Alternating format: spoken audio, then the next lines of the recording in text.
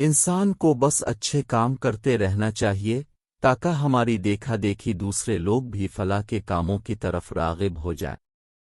عاصم صاحب نے دکان سے سامان لیا اور دوسرے ہاتھ سے اپنے بیٹے عمر کا ہاتھ تھامے گھر جانے کے لیے ماڑی ہی تھے کہ عمر نے سامنے سے آتے ہوئے جلال صاحب کی طرف اشارہ کرتے ہوئے کہا، ابو جی دیکھیں بابو چچا جا رہے ہیں۔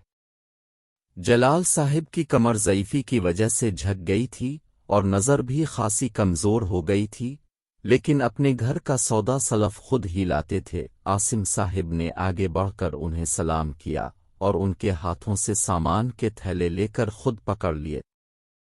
باتیں کرتے کرتے انہیں ان کے گھر تک پہنچا دیا اور کہا، بابو چچا میں روزانہ دکان جاتے وقت اب سے پوچھتا ہوا جاؤں گا، اب کو جو بھی منگوانا ہو میں لا دیا کروں گا۔ جلال صاحب نے انہیں ڈھیروں دعائیں دیتے ہوئے حامی بھر لی۔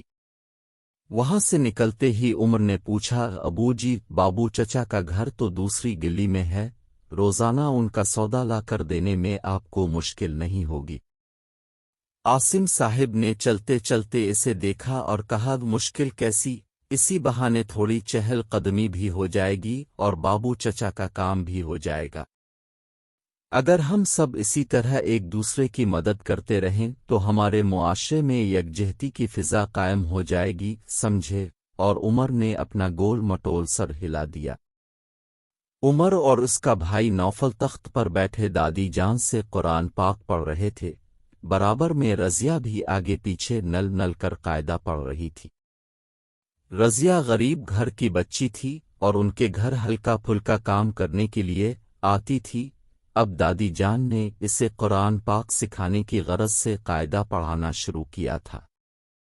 سبق ختم ہوا اور رضیہ اپنے گھر چلی گئی تو نوفل نے سامنے رکھی چائے کی پیالی میں بسکٹ ڈبوتی ہوئے دادی جان سے پوچھا، دادی جان یہ رضیہ باجی تو اتنی بڑی ہو گئی ہیں، مشکل سے سبق یاد کرتی ہیں، پھر بھی آپ انہیں اتنے پیار سے قاعدہ پڑھاتی ہیں؟ دادی جان نے بات سمجھتے ہوئے کہا، بات تو آپ کی درست ہے نوفی میاں، مگر علم کسی بھی عمر میں حاصل کیا جا سکتا ہے اور قرآن پاک پڑھانا تو ویسے بھی بہت ثواب کا کام ہے، بس ہمیں اچھائی کا کوئی بھی موقع ہاتھ سے نہیں جانے دینا چاہیے، ٹھیک ہے نا؟ دونوں بچوں نے ایک ساتھ ہاں میں سر ہلا دیے۔ امی نے گھر کی کیاریوں میں لگے ہوئے سدا بہار کے پودوں میں سے کچھ ٹہنیاں جڑوں سمیت نکالیں اور دو الگ الگ گملوں میں لگا دیں۔ عمر اور نوفل قریب ہی کھیل رہے تھے۔ امی نے پہلے عمر کو بالا کر کہا، عمر بیٹا یہ گملہ برابر والے قاسم بھائی کو دے آؤ۔ پھر نوفل سے کہا، نوفی تم یہ گملہ سامنے والی طاہرہ خالہ کے گھر پہنچا کر آؤ۔ عمر نے حیرت سے پوچھا، امی جی اب پڑوسیوں کو پودے دیتی ہے، کیا ان پودوں سے ہمارا ماحول خوبصورت ہو جائے گا؟ امی نے اس کے شانوں پر ہاتھ رکھتے ہوئے سمجھایا، دیکھو عمر انسان کو بس اچھے کام کرتے رہنا چاہیے تاکہ ہماری دیکھا دیکھی دوسرے لوگ بھی فلاح کے کاموں کی طرف راغب ہو جائیں۔ جب بہت سارے لوگ مل کر بہبود کے کام کریں گے تو ہمارا معاشرہ مثالی ہو جائے گا۔ دیکھو نا تم لوگ بھی تو اپنی گالک میں تھوڑے تھوڑے پیسے ڈالتے رہتے ہو، پھر کچھ عرصے کے بعد وہ تھوڑے تھوڑے پیسے مل کر ایک بڑی رقم بن جاتے ہیں۔ بس اسی طرح ہمیں چھوٹے چھوٹے فلاحی کام متحد ہو کر ایک جماعت کی شکل میں کرنے چاہیے، اس کا فائدہ دنیا میں بھی ہوگا اور آخرت میں بھی۔ عمر اور نوفل نے یہ باتیں غور سے سنیں اور ایک عزم کے ساتھ سر ہلا دیے۔ نوفل نے کچھ سوچتے ہوئے کہا، امی جی آج سے میں پودوں کو پانی دیا کروں گا۔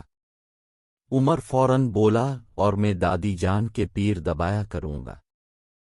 عاصم صاحب قریب ہی بیٹھے اخبار پڑھ رہے تھے، انہوں نے کہا، پڑوسیوں کی مدد کرنا بھی نیک کام ہے، یہ کون کرے گا بچوں؟ دونوں نے ہاتھ ہوا میں بلند کرتے ہوئے نعرہ لگایا، ہم کریں گے، ہم کریں گے۔